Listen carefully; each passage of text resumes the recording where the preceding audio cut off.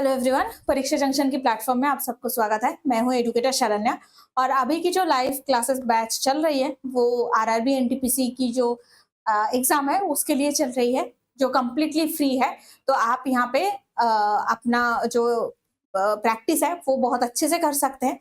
जैसा कि आज की जो टॉपिक है वो respiratory system and cellular respiration, इसके ऊपर आज हम जितना भी एमसीक्यूज आ सकता है वो सारे प्रैक्टिस करेंगे। तो फर्स्ट क्वेश्चन ये है, name the process of gaseous exchange in the body. यहाँ पे आपको चेक करना है कि क्वेश्चन में क्या पूछा है, प्रोसेस पूछा है एंड गैसियस एक्सचेंज है इन द बॉडी। तो ये जितने भी एग्जांपल्स ऑप्शंस दिए हैं उसमें लिम्फेटिक सिस्टम है, रेस्पिरेशन है, कार्डियोवास्कुलर सिस्टम है, रेस्पिरेटरी सिस्टम है। तो अब इसमें आपको जानना क्या है कि गैसियस एक्सचेंज किस में होता है। रेस्पिरेशन में हो सकता है और रेस्पिरेटरी सिस्टम में हो सकता है। कार्डियोवास्कुलर सिस्टम में क्या होती है, सर्कुलेशन है, इसमें क्या होता है, ब्लड के सर्कुलेशन होती है। दूसरा है लिम्फेटिक सिस्टम, इसमें लिम्फ की सर्कुलेशन है। ओके, तो ऑप्शन दोनों क्या है, रेस्पिरेशन एंड रेस्पिरेटरी सिस्टम। अब पूछा है इन द बॉडी, तो बॉडी की जो चेंज होती है वो कहां पे होती है, that is the respiratory system.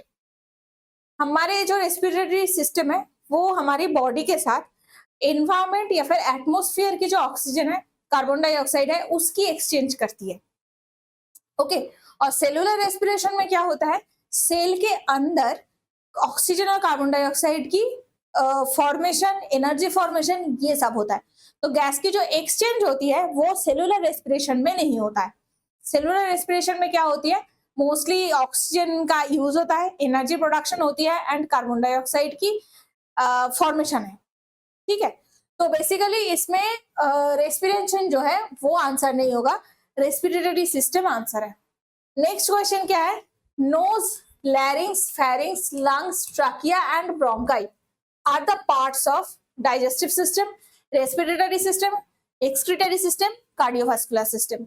तो डाइजेस्टिव सिस्टम में हमने क्या देखा कि फूड की डाइजेशन होती है एंड रेस्पिरेटरी सिस्टम में गैसियस एक्सचेंज होती है। एक्सक्रीटरी सिस्टम में जो वेस्ट प्रोडक्ट है वो बॉडी से बाहर निकलता है एंड कार्डियोवास्कुलर सिस्टम जो है ये पूरे बॉडी में जो बैलेंस है हर चीज की, जैसे न्यूट्रिशन की ट्रांसपोर्ट है और गैस की ट्रांसपोर्ट है, पीएच की बैलेंस करना है, तो ये सारा काम कार्डियोवास्कुलर सिस्टम के थ्रू होता है।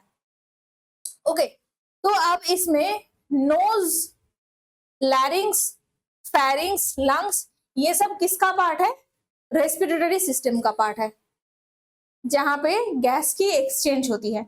नोज में क्या होती है, नोज में फर्स्ट इनहेलेशन होती है, फिर नेजल कैविटी जो है वहां पे फिल्ट्रेशन होती है। नेक्स्ट लैरिंग्स जो है वहां पे हम बात कर सकते हैं, वॉइस बॉक्स रहता है। फेरिंग्स भी उसी के आसपास एरिया है जिसके थ्रू जो एयर है वो ट्रैकिया में पहुंचते हैं। नेक्स्ट क्या होता है, लंग्स के थ्रू ट्रैकिया पहुंचता है, ब्रोंकियस या फिर ब्रोंकाई फॉर्मेशन होती है। तो ये जितने भी पार्ट्स है किसकी पार्ट है, these are parts of respiratory system. Okay, तो ये आपको याद रखना है। नेक्स्ट है, which of the following is not the function of respiratory system। not मतलब कौन सा काम नहीं है रेस्पिरेटरी सिस्टम का। तो regulation of blood pH, help in gas exchange, protection against blood loss and contains respirators for the sense of smell. इसमें blood pH का जो काम है वो बेसिकली ब्लड सर्कुलेटरी सिस्टम के थ्रू होता है, ये होता है, बट नॉर्मली क्या है, पीएच कंट्रोल कैसे होता है, जो गैसियस एक्सचेंज के टाइम पे carbon dioxide gas as a bicarbonate ion transport होती है ब्लड में, ब्लड के थ्रू जो ट्रांसपोर्ट होती है उसमें ब्लड की पीएच लेवल रेगुलेट होती है। तो ये जो काम है ये basically blood circulatory system and जो रेस्पिरेटरी सिस्टम, ये दोनों का मिला हुआ काम है, ठीक है।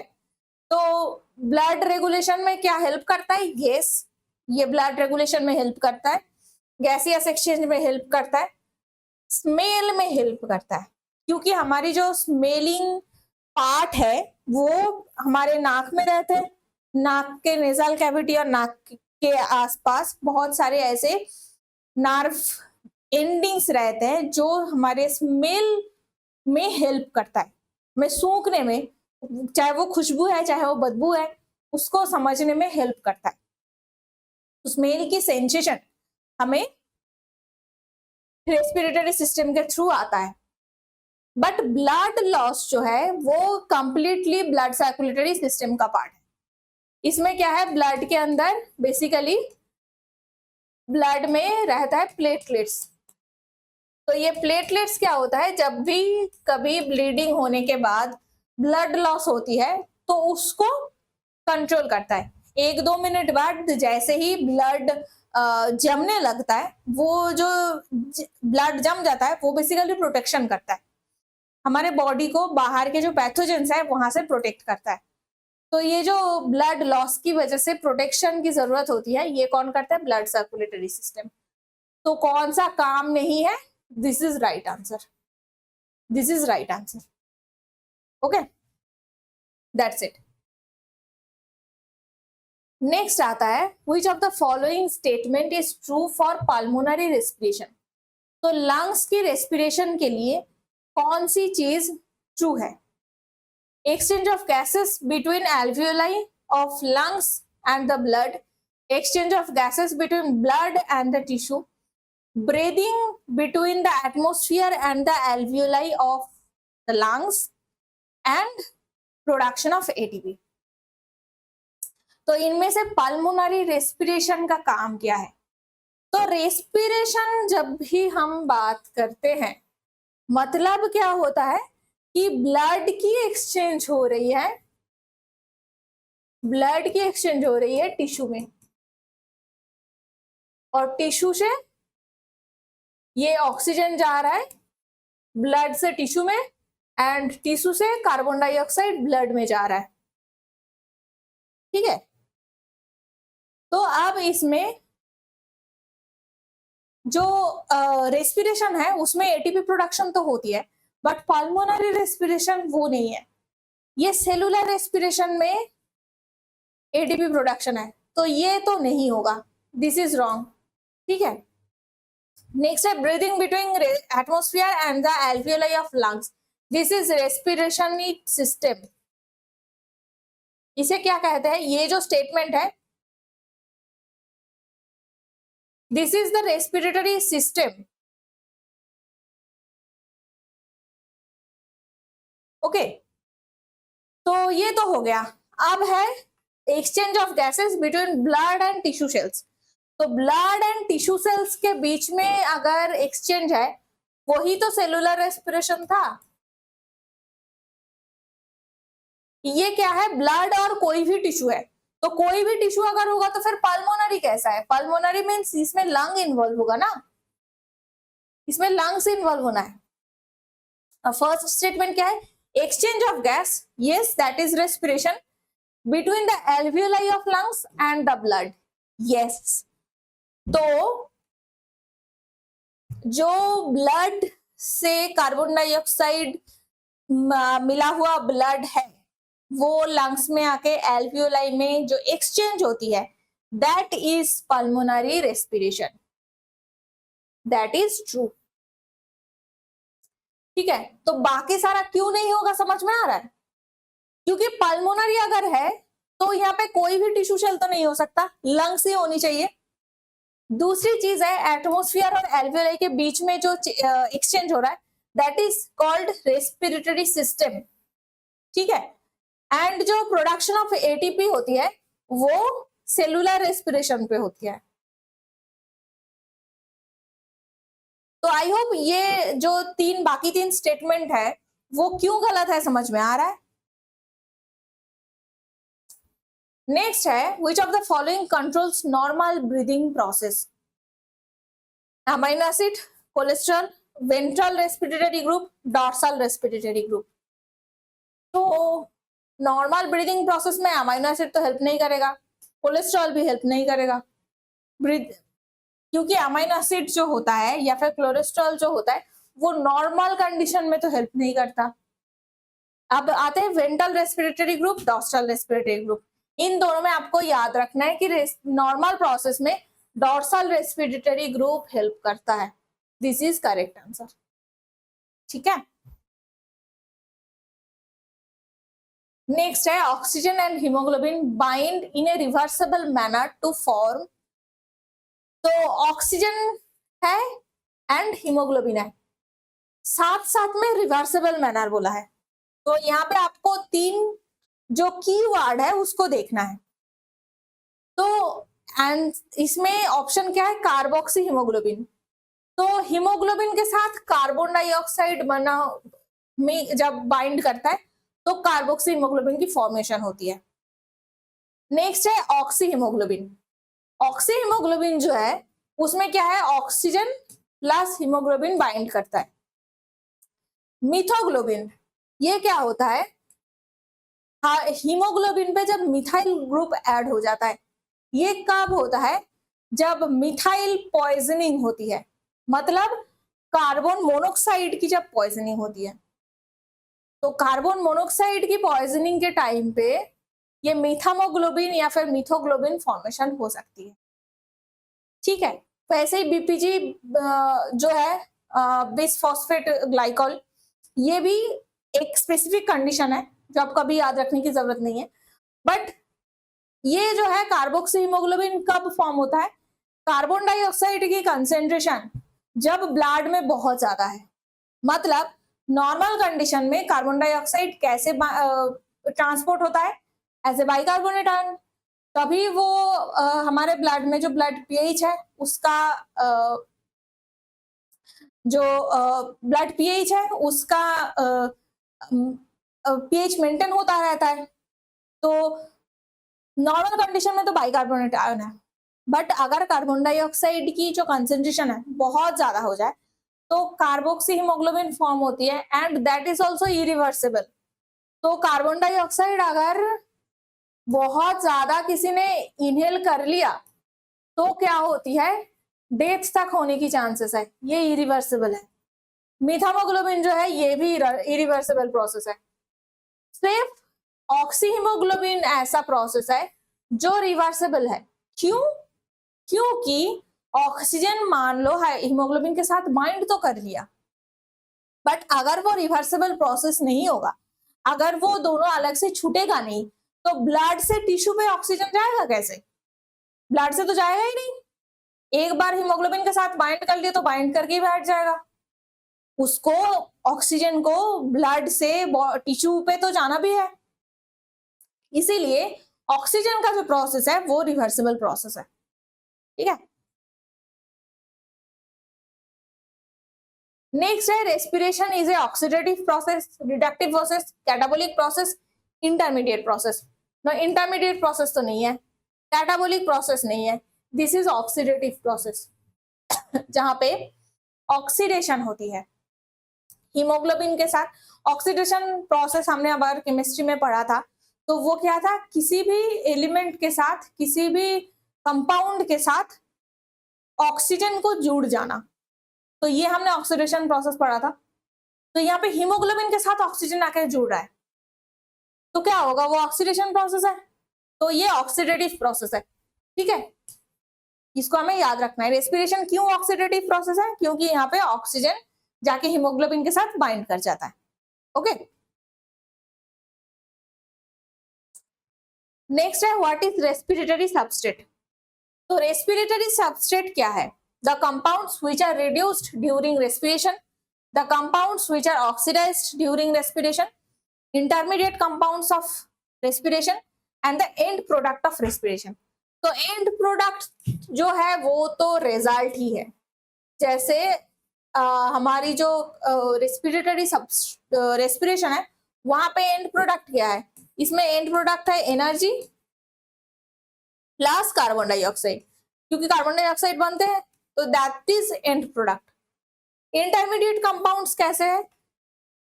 रेस्पिरेशन के प्रोसेस के थ्रू जो जो कंपाउंड्स बनते हैं उसे इंटरमीडिएट कंपाउंड बोलते हैं, बट इंटरमीडिएट कंपाउंड सबस्ट्रेट तो नहीं है। नेक्स्ट क्या है? जो ऑक्सीडाइज्ड होता है, जो रिड्यूस्ड होता है। तो सबस्ट्रेट किसे कहते हैं? जिसके साथ ऑक्सीजन जाके बाइंड करेगा, क्योंकि रेस्पिरेटरी जो प्रोसेस है वो ऑक्सीडेटिव प्रोसेस है जहां पे ऑक्सीजन जाके बाइंड करता है। अभी मैंने लास्ट एमसीक्यू में बताया। तो जो जिसके साथ ऑक्सीजन जाके बाइंड कर रहा है, रिएक्ट कर रहा है, उसी का ऑक्सीडेशन हो रहा है। जिसके साथ बाइंड कर रहा है उसी का ऑक्सीडेशन हो रहा है, दैट इज द सबस्ट्रेट।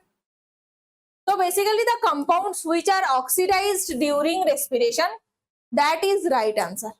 यही सबस्ट्रेट है, जो कंपाउंड है जिसके साथ ऑक्सीजन जाके बाइंड कर रहा है, जो ऑक्सीडाइज्ड हो रहा है, वही रेस्पिरेटरी सबस्ट्रेट है। और रिड्यूस्ड कौन हो रहा है? रिडक्शन किसकी हो रही है? ऑक्सीजन की खुद की रिडक्शन हो रही है, तभी वो दूसरों को ऑक्सीडाइज कर पाएगा, उसका खुद का रिडक्शन होगा। ऑक्सीडेशन रिडक्शन में इतना तो याद है ना कि ऑक्सीडेशन और रिडक्शन प्रोसेस दोनों साथ में होता है।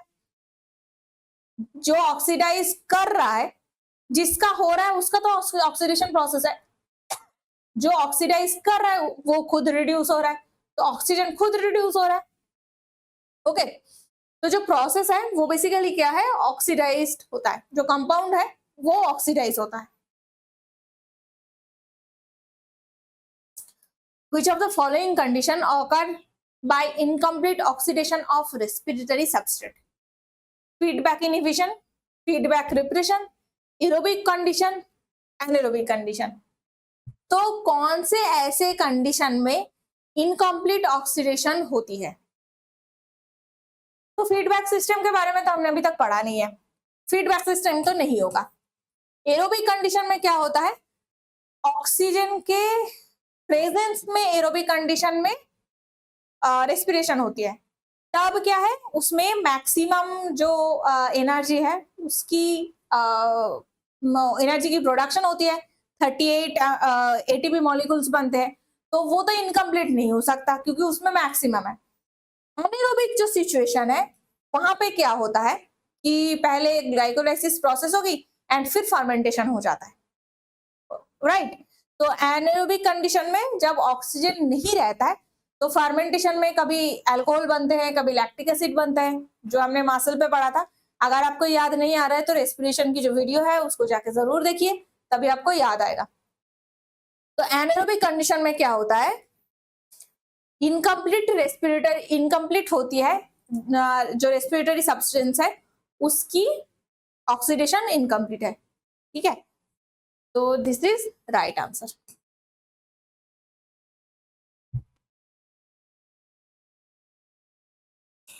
Which of the following is not aerobic reaction? तो इनमें से कौन सी एरोबिक रिएक्शन नहीं है?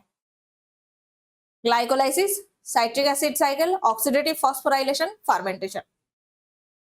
तो नॉट एन एरोबिक प्रोसेस। तो यहाँ पे ऑक्सीडेटिव फॉस्फोराइलेशन अगर बोल ही दिया है तो ऑक्सीजन के प्रेजेंस में होनी चाहिए, एंड एरोबिक प्रोसेस मतलब इसमें ऑक्सीजन प्रेजेंट है। तो ऑक्सीडेटिव फॉस्फोराइलेशन क्या है? ऑक्सीजन के प्रेजेंस में फॉस्फोराइलेशन होगा, तो ऑब्वियसली ये जो है ऑक्सीजन के प्रेजेंस में नहीं होता, ठीक है? तो दिस इज राइट आंसर।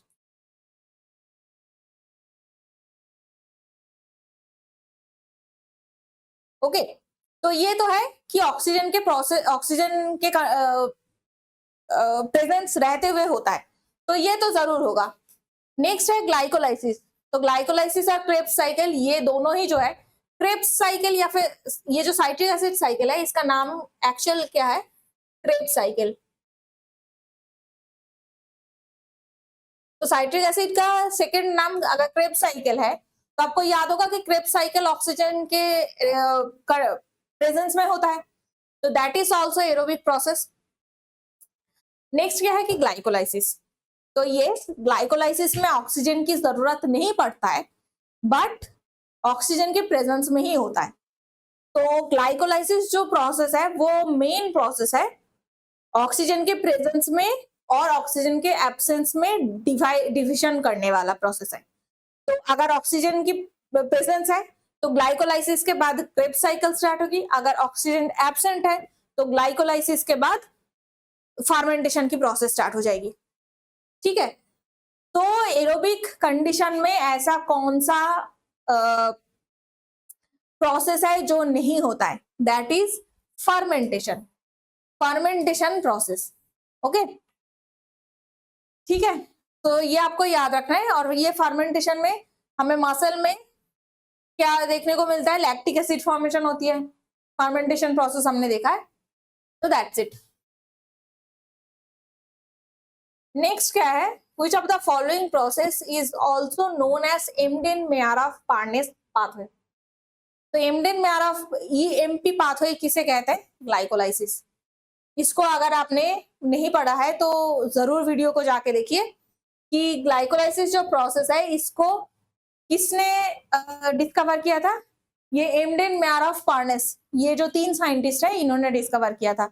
वैसे ही क्रेब्स साइकिल को किसने डिस्कवर किया था, हैंस क्रेब्स, इसीलिए नाम इसका क्रेब्स साइकिल है। इसका दूसरा नाम साइट्रिक एसिड साइकिल भी है। ठीक है, क्योंकि साइट्रिक एसिड क्रेब्स साइकिल का फर्स्ट प्रोडक्ट है जो फर्स्ट बनता है, उसके बाद साइट्रिक एसिड फिर और कुछ कुछ प्रोसेस में बनता रहता है। तो क्रेब्स साइकिल में क्या होता है, फर्स्ट जो मॉलिक्यूल है वो कौन सा फॉर्मेशन होता है, साइट्रिक एसिड, इसीलिए उसका नाम साइट्रिक एसिड साइकिल भी है।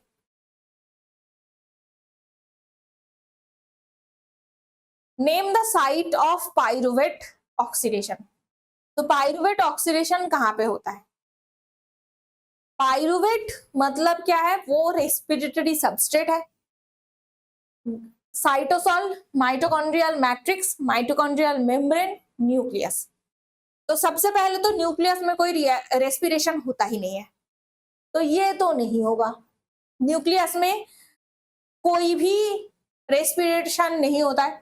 आपको पता है आइदर वो माइटोकॉन्ड्रिया में होगा या फिर साइटोसॉल में होगा, साइटोप्लाज्म में होगा, तभी माइटोकॉन्ड्रिया पावर हाउस है। एंड अगर आपने न्यूक्लियस के बारे में नहीं पढ़ा है तो प्रीवियस वीडियो को जाके बहुत अच्छे से देखिए, बाकी 3 रह गया। साइटोसॉल में क्या होता है, ग्लूकोज से ग्लाइकोलाइसिस प्रोसेस स्टार्ट होती है, ग्लूकोज से जो है पाइरुवेट फॉर्मेशन होती है। ठीक है, तो साइटोसॉल में जो रेस्पिरेटरी सबस्ट्रेट है वो ग्लूकोज है। नेक्स्ट क्या है, माइटोकॉन्ड्रियल मैट्रिक्स और माइटोकॉन्ड्रियल मेम्ब्रेन। तो साइटोसॉल भी नहीं है, अब होगा माइटोकॉन्ड्रिया। तो माइटोकॉन्ड्रिया में जो मेम्ब्रेन होती है, इसमें किसी को याद है क्या, F0 F1 मॉलिक्यूल के बारे में हमने बात किया था, जो इलेक्ट्रॉन ट्रांसपोर्ट जो चेन है ETC, इसका साइट है। तो F0 M1 जो मॉलिक्यूल है वो इलेक्ट्रॉन ट्रांसपोर्ट चेन बनाता है, जो बेसिकली माइटोकॉन्ड्रियल मेम्ब्रेन में था। एंड पाइरुवेट से जो क्रेब्स साइकिल होती है वो माइटोकॉन्ड्रियल मैट्रिक्स में होती है। तो ये जो ग्लूकोज से पाइरुवेट है, ये ग्लूकोज से पाइरुवेट ये साइटोसॉल में होता है, पाइरुवेट से जो ETC में ट्रांसपोर्ट होता है वो माइटोकॉन्ड्रियल मैट्रिक्स में होती है। ठीक है, तो ये आपको याद में रखना होगा कि पाइरुवेट की ऑक्सीडेशन का साइट कौन सा है, वो माइटोकॉन्ड्रियल मैट्रिक्स है। Which of the following is a membrane helping in respiration? तो इनमें से मेम्ब्रेन कौन सा है, एल्वियोलाई क्या मेम्ब्रेन है, नो। एल्वियोलाई क्या है, बेसिकली छोटे छोटे सेल्स होते हैं और सैक के टाइप फॉर्म करके रहता है, तो बेसिकली ये सैक जैसा देखने को मिलता है, ये ऐसे सैक की तरह रहता है जहां पे गैसियस एक्सचेंज होती है, तो एल्वियोलाई नहीं होगा। ब्रोंकाई, ब्रोंकाई तो ये जो ट्राकिया का पार्ट है, ब्रोंकियोल्स जो है वो उसका और भी छोटा छोटा पार्ट है, तो ये तो नहीं होगा। मेम्ब्रेन कौन सा है, सिर्फ डायफ्राम है। डायफ्राम मेम्ब्रेन कहाँ पे था, हमारे चेस्ट के थोड़ा नीचे रहता था, और जो एकदम से एक्सपेंड होता है फिर श्रिंक कर जाता है, ये डायफ्राम क्या होता है, हमारे ऐसा मेम्ब्रेन है जो रेस्पिरेशन में हेल्प करता है, ठीक है। तो उस मेम्ब्रेन का नाम क्या है, डायफ्राम।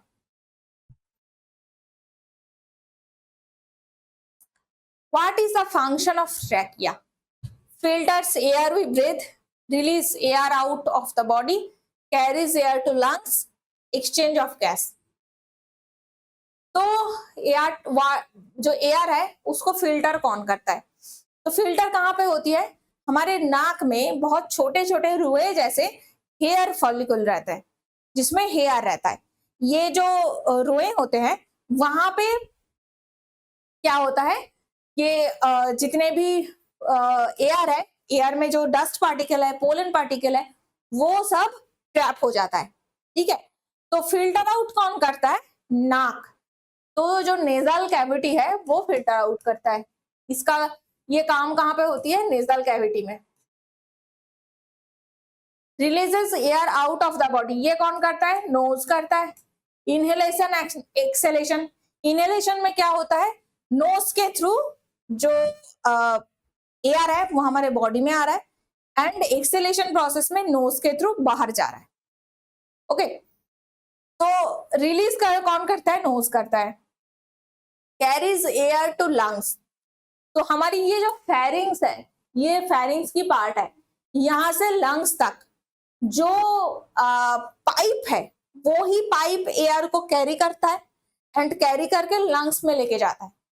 तो लंग्स में कौन लेके जाता है, दैट इज, ये काम ट्रैकिया का है, ठीक है। तो आंसर कौन सा होगा, ट्रैकिया। और एक्सचेंज ऑफ गैस कहां पे होता है, ये एल्वियोलाई पे होती है। एल्वियोलाई पे वही ब्लड वेसल आके ब्लड कैपिलरी फॉर्म करता है। तो ब्लड कैपिलरी में क्या होती है, ये एल्वियोलाई पे जो ब्लड कैपिलरीज होते हैं वो जाके एक्सचेंज कर लेते हैं, ठीक है। ऑक्सीजन और कार्बन डाइऑक्साइड की एक्सचेंज होती है। तो सिर्फ कैरी कौन करता है, कैरी करता है ट्रैकिया, ठीक है। The trachea leads to, trachea से क्या बनता है, पल्मोनरी वेसल्स, जो ब्लड वेसल्स होता है क्या वो बनता है, इसोफेगस बनता है, ब्रोंकस बनता है, ब्रोंक्यूल्स बनता है, क्या है। तो ब्रोंक्यूल्स हो, वेन्यूल्स हो, आर्टरियोल्स हो, जो भी IOLE से बनते हैं, IOLE, ये मतलब है बड़े से छोटे छोटे चीजें बनना। तो बड़े से ऐसे जब छोटे चीजें बनता है, दैट इज, जो छोटे चीज बनता है दैट इज IOLE। तो ब्रोंकस या फिर ब्रोंकाई जो बड़ा रीजन था, वो जब छोटा होकर डिवाइड हो जाता है तो वो ब्रोंक्यूल्स होता है। तो ऑब्वियसली अगर ये ज्यादा छोटा है तो ब्रोंकस से ही ब्रोंक्यूल बनते हैं, तो ट्रैकिया से तो नहीं बन सकता। इसोफेगस जो है वो हमारी डाइजेस्टिव सिस्टम की पार्ट है, रेस्पिरेटरी सिस्टम की तो नहीं है, इसको आपको याद रखना है। तो इसोफेगस तो नहीं होगा। इसोफेगस में क्या होता है, बेसिकली जो खाना है वो हमारे मुंह से गले के थ्रू स्टमक तक पहुंचता है। तो oesophagus not a chance. And pulmonary vessels, ये होती है ब्लड वेसल्स। तो ब्लड वेसल्स तो बहुत बाद में आएगा। तो ट्रैकिया से बनता क्या है, ब्रोंकाई। अगर आपने फोटो नहीं देखा है तो वीडियो में जाके बहुत अच्छे से देखिए। ट्रैकिया जो, ये अगर नाक है यहाँ से अंदर की तरफ आता है, ये वोकल बॉक्स है, फिर ट्रैकिया है, ट्रैकिया फिर ऐसे डिवाइड होता है ब्रोंकस में, फिर ये दोनों हमारी लंग्स है,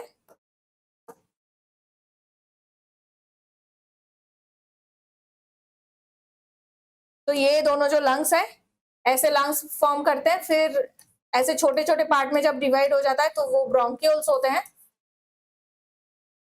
एंड फिर बहुत छोटा जब हो जाता है तो वो एल्वियोलाई होता है।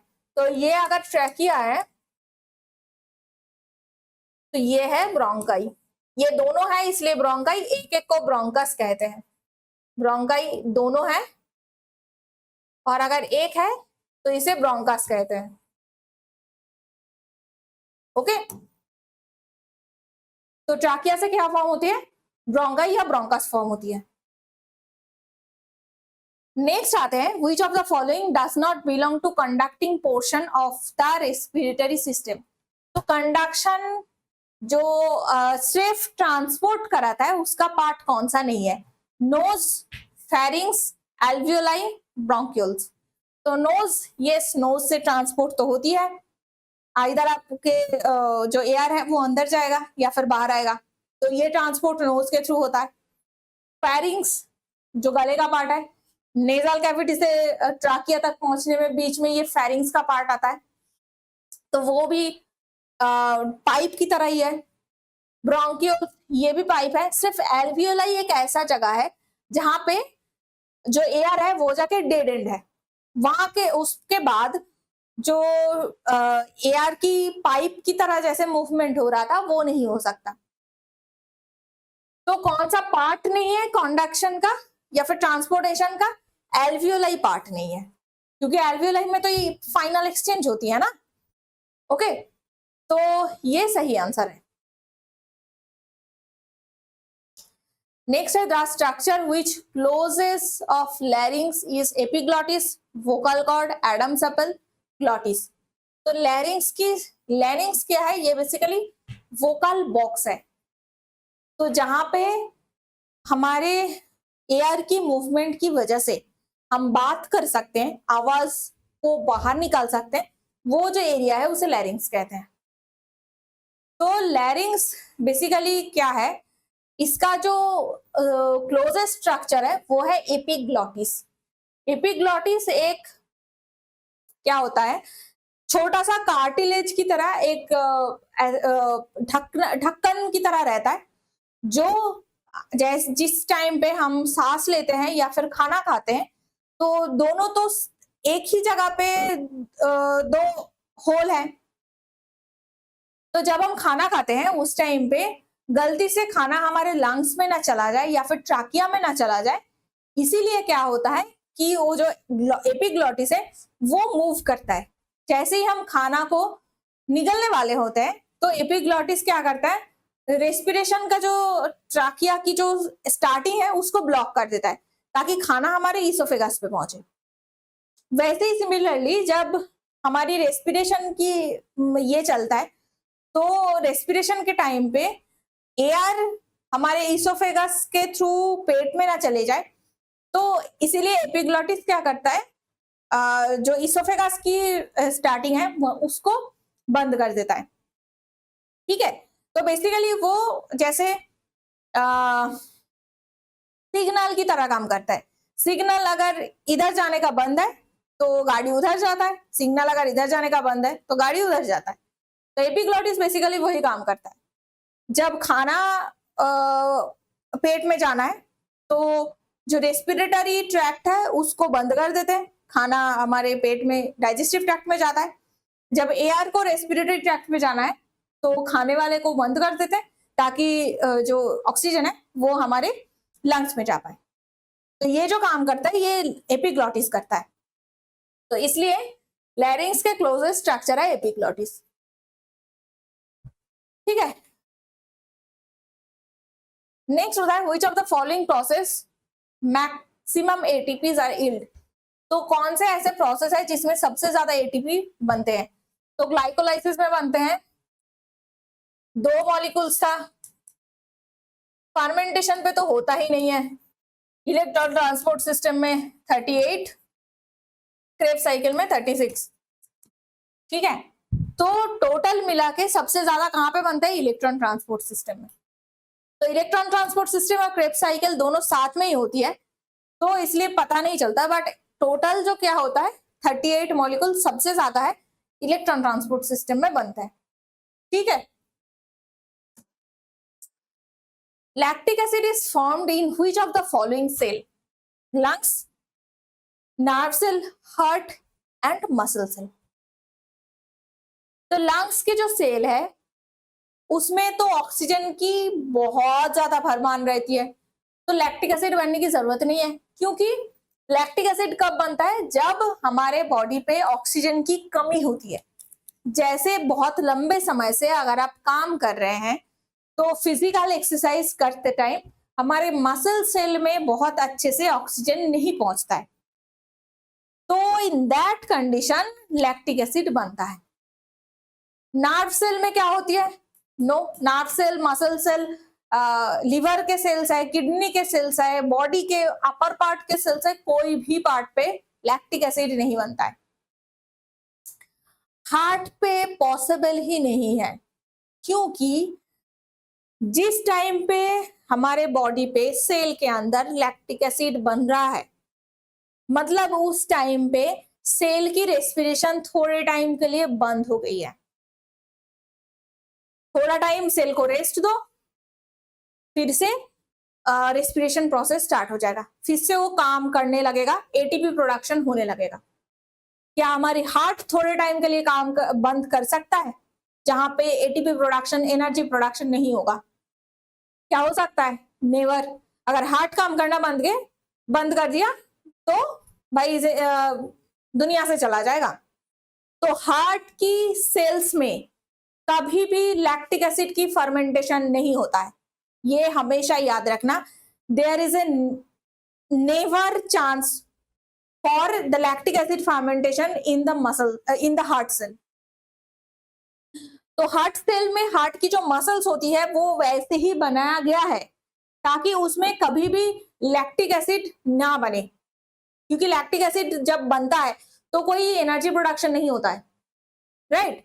अभी रिसेंटली जो एमसीक्यू था उसमें हमने देखा है। तो बेसिकली कहां पे होती है? मसल सेल में होती है, जो बहुत लंबे समय से काम कर रहा है। उस मसल सेल में रेस्ट देने के लिए लैक्टिक एसिड बनता है। अगर आप थोड़े टाइम के लिए मसल को रेस्ट दे दोगे, बंद कर दोगे, तो लैक्टिक एसिड फिर से डिसॉल्व हो जाता है। बट ये चीज हार्ट पे कभी नहीं हो सकता। ओके, तो इसको बिल्कुल नहीं भूलना है। Ethanol is formed in the process of gaseous exchange in lung, Krebs cycle, gaseous exchange in blood to cells, plant cells during fermentation.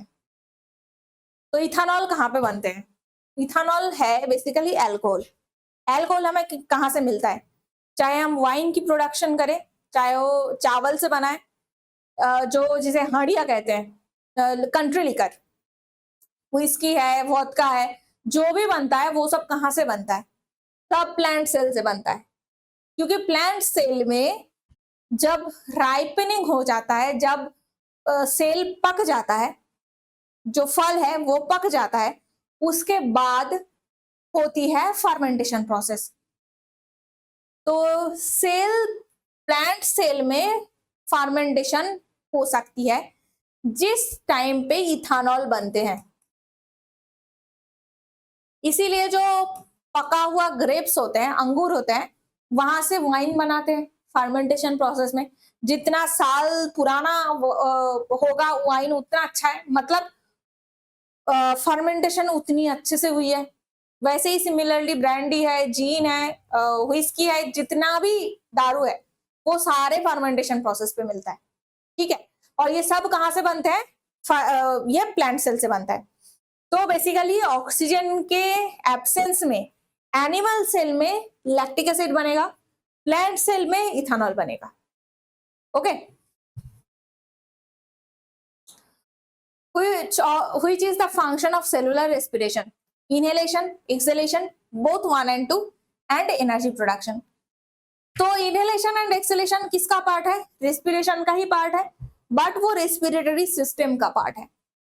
Cellular respiration जब कह देते हैं तो सेलुलर रेस्पिरेशन का एक ही काम है, एनर्जी प्रोडक्शन। जिस एनर्जी को यूज करके सेल फिर से ब्रेकडाउन प्रोसेस करता है, या फिर ये जो मसल मूवमेंट है या फिर आई मूवमेंट है, कोई भी मूवमेंट हो, तो उसके लिए एनर्जी की जरूरत पड़ता है जो सेलुलर रेस्पिरेशन पे होता है। तो फर्स्ट एंड फॉरमोस्ट काम जो है वो एनर्जी प्रोडक्शन है। Respiration is controlled by fore brain, mid brain, lateral brain and hind brain. तो रेस्पिरेशन की जो सेंटर है वो बेसिकली कहाँ पे है? रेस्पिरेशन सेंटर का नाम है मेडाला ऑब्लंगटा, ये जो मेडला ऑब्लंगटा एरिया है कहाँ पे सिचुएटेड है? हमारे ब्रेन में एकदम नीचे की तरफ। ये अगर हमारी ब्रेन है और यहाँ से हमें ब्रेन स्टेम स्पाइनल कॉर्ड निकल रहा है, तो इस एरिया पे इसे कहते हैं हाइंड ब्रेन, जहां पे एक पार्ट है हाइंड ब्रेन का मेडला ऑब्लंगटा, तो वो बेसिकली है respiration centre. This is respiration centre. नाम क्या है इसका? मेडला ऑब्लंगटा। ये कहां पे सिचुएटेड है? हाइंड ब्रेन पे सिचुएटेड है। तो जब हम नर्वस सिस्टम के बारे में पढ़ेंगे तो इस पर डिटेल्स में बात करेंगे। Okay, Which of the following molecule can be used as substrate in cellular respiration? कौन कौन से ऐसे मॉलिक्यूल है जो हम सेलुलर रेस्पिरेशन में यूज कर सकते हैं? Glucose, protein, fat, all of the above. तो आप लोग बताइए क्या हो सकता है? ग्लूकोज तो नॉर्मली यूज होता ही है, but in absence of carbohydrate, protein and fat, ये दोनों ही रेस्पिरेशन में एज ए सबस्ट्रेट यूज हो सकता है। तो अगर आप बहुत लंबे समय के लिए कार्बोहाइड्रेट नहीं खा रहे हैं, होते हैं बहुत लोग डाइटिंग करते हैं, या फिर हो सकता है कि आप किसी ऐसे जगह में फंस गए, कोई ऐसा आइलैंड है जहां पे आप फंस गए हैं जहां पे आपको कार्बोहाइड्रेट प्रॉपर नहीं मिल रहा है, दाल चावल तो नहीं मिल रहा होगा, चावल रोटी ये सब तो नहीं मिल रहा है, या फिर आप कोई स्पेसिफिक डाइट कर रहे हैं, तो अभी आपको हो सकता है कीटो डाइट कर रहे हैं, कार्बोहाइड्रेट नहीं खा सकते, तो वैसे सिचुएशन में आपका कार्बोहाइड्रेट नहीं मिलेगा, या फिर आप बहुत लंबे समय से जो हंगर स्ट्राइक होता है वो कर रहे हैं, तो पहले तो आपकी जो कार्बोहाइड्रेट बॉडी में था वो खत्म हो गया है, अब प्रोटीन और फैट बचा है। एंड जो सेलुलर रेस्पिरेशन है वो बेसिकली हमारे बॉडी में कभी नहीं रुक सकता, एनर्जी प्रोडक्शन कंटिन्यूअसली होना ही है। तो अगर कार्बोहाइड्रेट नहीं आप खा रहे हैं तो एनर्जी मिलेगा कहां से? In that case protein and fat ये दोनों ही as a respiratory substrate use होता है। ग्लूकोज से हमने क्या पढ़ा था? ग्लूकोज से ग्लाइकोलाइसिस प्रोसेस होती था, ग्लाइकोलाइसिस, फिर क्रेब्स साइकिल, देन क्या होता था? Electron transport chain, etc. तो ग्लाइकोलाइसिस प्रोसेस से ग्लूकोज की ब्रेकडाउन होती थी। प्रोटीन और फैट के लिए जब न्यूट्रिशन की क्लासेस हमने पढ़ा था उसमें मैंने एक प्रोसेस के बारे में बताया था, नियोग्लूकोजेनेसिस।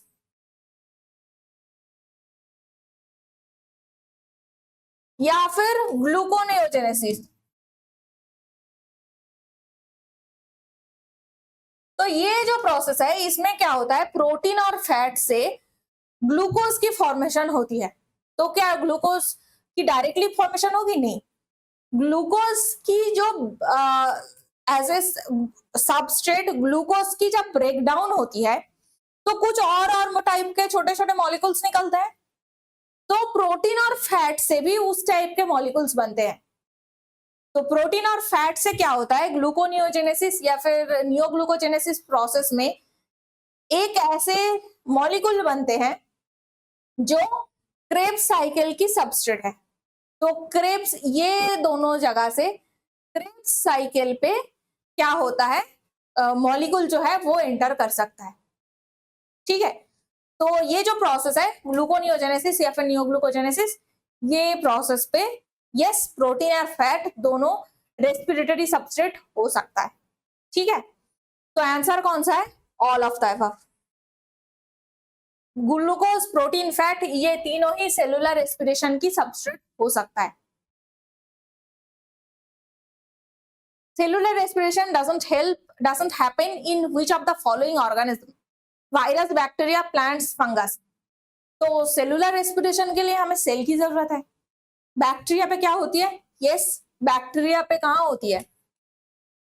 बैक्टीरिया में सबसे पहले ग्लाइकोलाइसिस जो प्रोसेस है वो होगी साइटोप्लाज्म में, एंड जो क्रेब्स साइकिल है ये कहाँ पे हो सकता है? क्रेब्स साइकिल जो सेल के मेम्ब्रेन है वहां पे होती है।